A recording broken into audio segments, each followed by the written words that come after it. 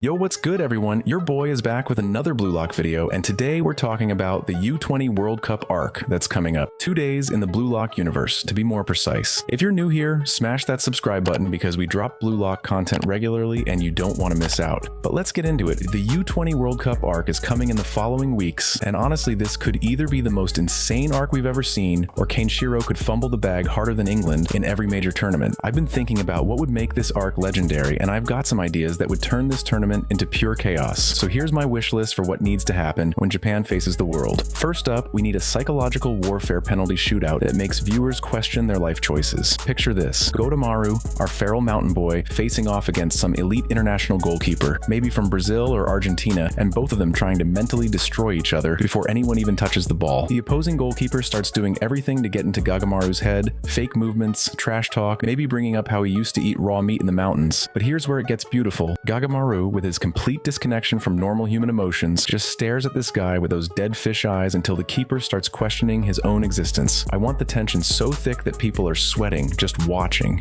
Every tiny movement should feel like it could decide everything, and when Gagamaru catches the ball, it should feel like all that psychological pressure just exploded. This is the kind of scene kids would make TikTok edits about for months, but imagine the build up to this moment. The game's gone to penalties after 120 minutes of pure chaos. Both teams are exhausted and everything comes down to these few penalties.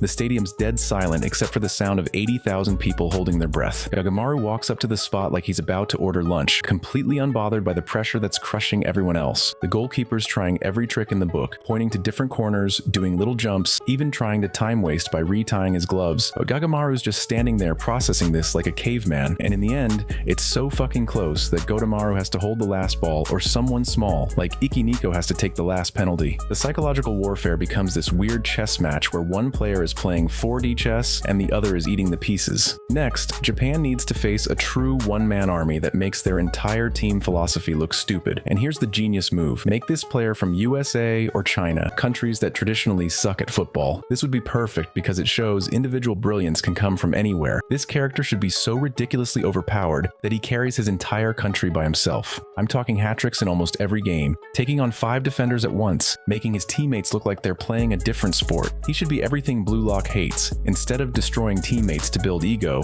he makes them better just by existing. The beauty is watching Blue Lock's players face this reality. What happens when someone is so individually brilliant that teamwork becomes irrelevant? How do you beat someone who doesn't need ego because they're already operating beyond normal competition? This would break Isagi's brain in the best way possible, but think about what this would do to specific Blue Lock players. Isagi, whose entire thing is adapting and evolving, suddenly faces someone who's already evolved past the point where adaptation matters. His metavision becomes useless when the opponent's next 5 moves are all score from impossible positions. Rin would lose his mind because he would get reminded that he's still a little bitch. And Shidou would either worship this guy like a god or try to fight him in the parking lot. There's no middle ground. The whole Blue Lock system would be questioning itself. If one player can be this good without destroying his teammates, what does that say about ego's methods? The worst part is this player wouldn't even be trying to prove anything. He'd just be playing football the way he always has, completely unaware that he's dismantling an entire philosophy with every touch of the ball. While Blue Lock players are having existential crises, this guy's probably thinking about how on earth the Japanese managed to create such a team where it feels like every player is over 6 feet tall. But here's where things get spicy. We need a match that gets straight up stolen from Japan through corrupt refereeing. Maybe they're playing against a traditional powerhouse and suddenly every 50-50 call goes against them. Clear penalties ignored, obvious goals ruled offside, the whole shebang. This would set Shidou off like a nuclear bomb. This guy already has zero impulse control, so watching him try to square up with the referee or other players would be peak, and Isagi, with his growing ego and sense of justice, would be mauled from the unfairness. Perfect setup for them to prove their worth despite the system working against them.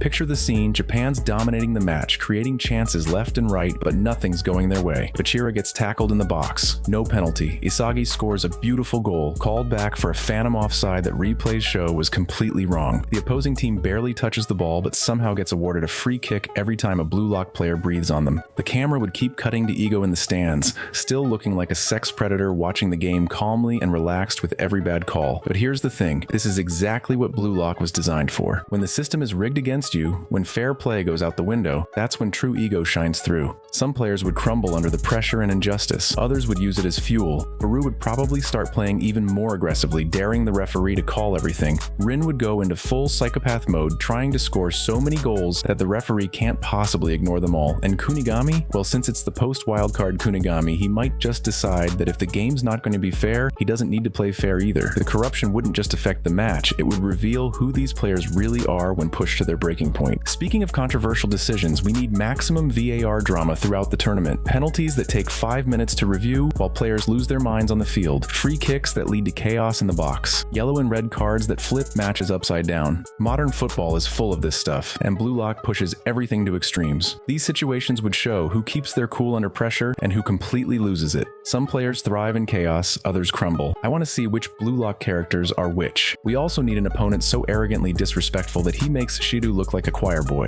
I'm talking about someone who celebrates goals right in front of the opposing team, talks trash during corner kicks, does everything possible to get under everyone's skin. The kind of player that makes you want to punch your screen. Imagine this guy scoring against Japan and doing some elaborate celebration right in front of Rin or Baru. The rage that would create could either destroy Japan's composure or fuel them to levels we've never seen. Either way, every interaction would feel like it's about to explode. And speaking of explosions, we need a full-blown team fight that turns into an actual brawl. This would be Shidou's masterclass moment where his chaotic energy finally pays off. Picture the tension building, questionable calls, dirty plays, trash talk, until something snaps and both teams just lose their shit. Shidou would be living his best life throwing hands while other players try to break it up or avoid cards. This could actually work for Japan if they're smart. Use Shidou as the chaos agent who draws fouls while tactical players take advantage of the confusion. The aftermath would be wild. How do you keep playing when half the team has yellow cards and everyone's blood is boiling? How do coaches manage players more focused on revenge than scoring? This would test every part of Blue Lock's ego philosophy. Finally, we need international ego clashes that showcase completely different football philosophies. Each country should bring their own twisted version of what makes the ultimate player. Brazil with supernatural creativity, Germany with robotic efficiency, African teams with pure athleticism that makes technique secondary. These shouldn't just be different playing styles, they should be incompatible worldviews. What happens when Blue Lock's destroy your teammates philosophy meets unbreakable brotherhood? When manufactured ego faces natural confidence that doesn't need psychological manipulation? Each matchup would force Blue Lock players to evolve differently. They can't rely on the same tricks that worked against Japanese opponents. They need to adapt to completely different mental frameworks while keeping their identity. This World Cup arc could be everything Blue Lock has been building toward. We've seen these characters develop egos in a controlled environment, but now they need to prove it works on the biggest stage against the world's best. The stakes couldn't be higher and the potential for chaos is unlimited. If Kaneshiro delivers even half of this, we're looking at one of the greatest tournament arcs in sports manga history. But if he plays it safe with predictable matches and boring outcomes, he'll have wasted the incredible foundation built over years. Either way, I'm ready to get my heart broken or sent into orbit. Let me know what you want to see in the World Cup arc and drop your wildest predictions below. Do you think Nishioka Messi will be the third player Baratsuta will pick? I think it will be either him or Kira. Feel free to write it in the comments or what you would like to see in the U20 World Cup. Don't forget to subscribe if you want more Blue Lock content. Until next time, buy some French fries from Nagi.